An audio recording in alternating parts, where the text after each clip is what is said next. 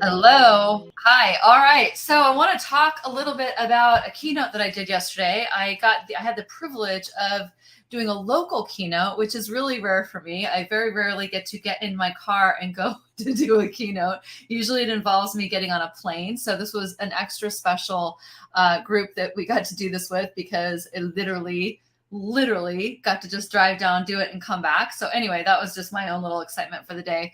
But I want to talk a little bit about this keynote that I was able to do. And the keynote, the focus was around your intentional energetic presence, and ultimately, how do we lead today and also build future leaders? How do we build future leaders? How do we contribute to creating a really powerful organization and a powerful community by the way that we show up as leaders? So ultimately, as you know, if you know me, if you know this work, you know that leadership, very strongly hold that leadership starts with each one of us.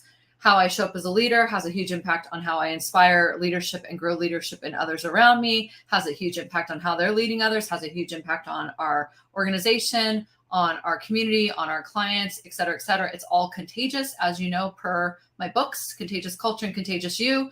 So yesterday I got to be with this particular group of people for almost 2 hours to really dig into what we call an experiential keynote, where I don't just sit and talk at everybody and flip them through a deck for 2 hours, but actually have them doing and embodying the work immediately.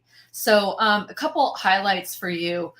One thing that stood out to me about this group in particular is because we had a little bit extra time, I really got to take my time with them in terms of getting them present and getting them to see the difference in the experience of presence and the quality of the energy of the room and the quality of the energy of their colleagues by just spending the time to get really present and to do what we call the IEP energy check and the presence reboot, and really feeling into the energetic hygiene of the room.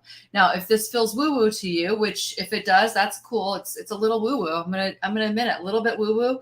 Woo-woo is also very, very true when it comes to creating results and creating sustainable impact. So what we noticed happen was this woo-woo experience of actually really paying attention to how they were showing up, how their physical bodies were, their mental energy, their vibrational energy, the energy they were bringing into the room, even from the meeting they might have been in right beforehand, the energy that was getting created by the judgments that they had in the room about each other or about themselves or about the content or about me or about whatever was going on. That all creates energy in your organization. That creates energy as a leader. So very, very, very, very fun to be able to take a little bit extra time to really get them grounded in the energy check, the energetic hygiene work that we do with our clients, to really notice what they were bringing in, to notice how they could shift it and what happened when they shifted. Now, what was really delicious about this was that as they got deeper and deeper into the session, the quality of the container of the room, the quality of the conversation, the quality of the conversations started, and the questions started to increase. Really, really interesting.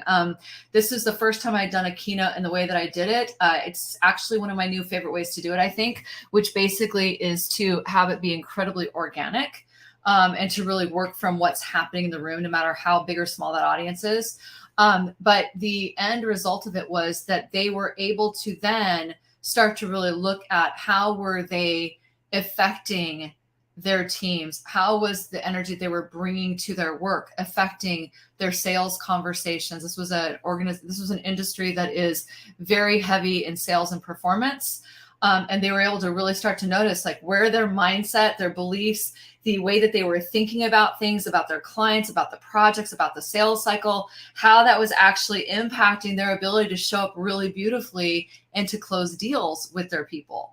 How that was impacting their ability to inspire their employees to want to stay and work with them or not. Like a lot of people right now are experiencing a lot of turnover. A lot of organizations are going through layoffs. This particular organization was not going through any layoffs. That's not part of their mock-up right now. However, they are experiencing turnover in terms of people leaving, and they're experiencing some stagnation in some of their sales cycles. So I just want to offer that everything that we talk about in the IEP work, we talk about it from a cultural standpoint.